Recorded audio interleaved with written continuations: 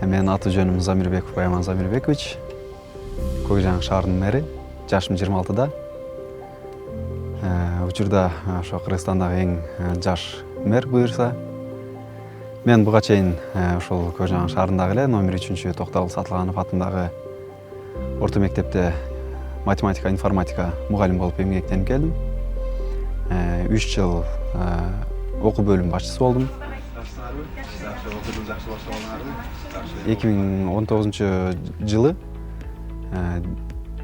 өзүм теңдүү активисттер менен демилгелүү жаштар долбооруна катыштык. Ошол эле учурда өзүмдү өнүктүрүү максатында эффективдүү адвокация, коммуникация, ораторлук, чеберчилик боюнча ар кандай тренингтерге катыштык. Биз ушул долбоордун алкагында көптөгөн проекттер жаздык, көптөгөн иш-чаралар жүргүздүк. Ар кандай элдерден сурамжылоолор жүргүздүк. Ошол сурамжылоолордун натыйжасында бизде шаардын эң эле көйгөйлүү маселеси болуп, борбордук парк көз экендигин аныктап чыктык. Ошол борбордук паркка биз отургучтарды отургузуу боюнча долбоор иштеп чыгып, ал долбоорубуз жактырылып, отургучтар орнотулду. Биз ошондон тартып жаштардын демилгеси менен, жаштардын күчү менен көп нерсе кылууга болот экенин түшүндүк. Ошонун натыйжасында биз жергиликтүү кеңештин депутаттыгына өзүбүздүн талапкерлигибизди коюп, элдердин колдоосу менен депутат болдук. Ошол эле шайланган депутаттардын колдоосу менен шаардын мэрлик кызматына бардык.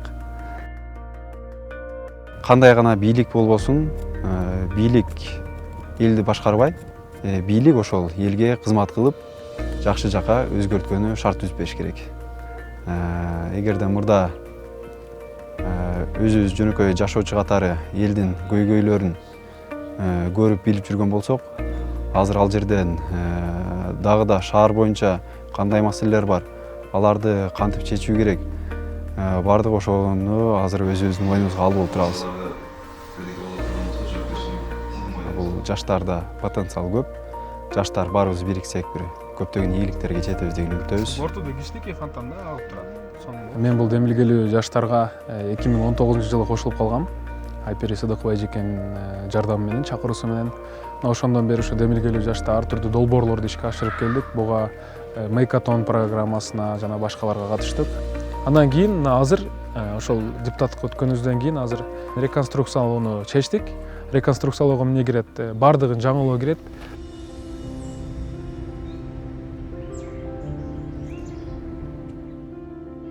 Шаарыбыз 43-жылдары негизделген. Ошондон баштап таза суу системасы, канализация системасы курулгандан баштап азыркы күнгө чейин бир да жолу алмашылган эмес. Азыркы учурда ушу шаарыбыздын таза суу маселеси, канализация маселеси боюнча депутаттарыбыз бир канча долбоорлор менен иштеп жатат. Ошол долбоорлорду колубуздан келишинче жардам берип, көмөк көрсөтүп, аларды колдоп аткан учурубуз. Андан сырткары ушул COVID-19 илдетине каршы биз дагы бир канча долбоорлор менен иштегенбиз. Шаардык больницага 2 дезинфекциялык туннель орнотулду. Бул да болсо шаарыбыздын калкына түзүлгөн ыңгайлуулук деп айтсак болот.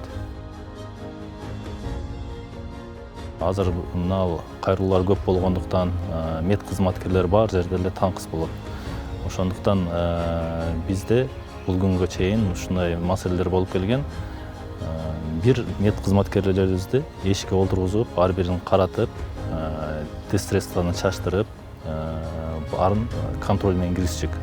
Азыркы учурда бизде жакшы, мына жаштар демилгеси менен бизге деск тоннели коюп беришкен. Деск тоннелибиз азыркы учурда автомат түрүндө иштейт. Азыр биздин шаарыбызда СССР тарап кеткенден кийин бардык ишканалар, завод, фабрикалар жабылып, бардыгы жеке менчикке өтүп иштебей калган. Ошолорду эске алып, шаарыбызды туристтик жактан өнүктүрөлү деп, ошо бир туристтик аймакка айландыруу боюнча жакшы ойлорубуз бар. Бул жерден келип, кайсыл жерде турганы, анан кайсыл жака барат, ошол жерден оңой ориентир алып алса болот. кандай гана коом болбосун, алар ар дайым өзгөрүүнү каалайт.